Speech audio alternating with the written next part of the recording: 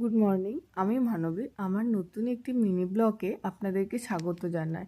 সকাল সকাল ঘুম থেকে উঠে আমি ভেবেছিলাম কী কী রান্না করব, কিন্তু সেই রান্নার আমি একটাও করতে পারিনি। কিভাবে আমার প্ল্যানটা পুরো ভেস্তে গেছে, তার জন্য আপনাদেরকে পুরো ভিডিওটা দেখতে হবে শেষ অবধি। তো দেখতে থাকুন।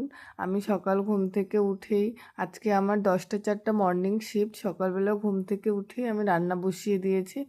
ভাত, তার সঙ্গে আলু সেদ্ধ ভাতের মধ্যেই, আর তার সঙ্গে অন্য একটা উনুনে ডাল সেদ্ধ বসিয়ে দিয়েছিলাম, যে তাড়াতাড়ি হবে তার জন্য। আমি এইদিকে বসিয়ে দিয়ে ঘর ঝাড় দিতে গেছিলাম, আর ঘর ঝাড় দিতে দিতে একটা ভিডিও বানিয়েছিলাম।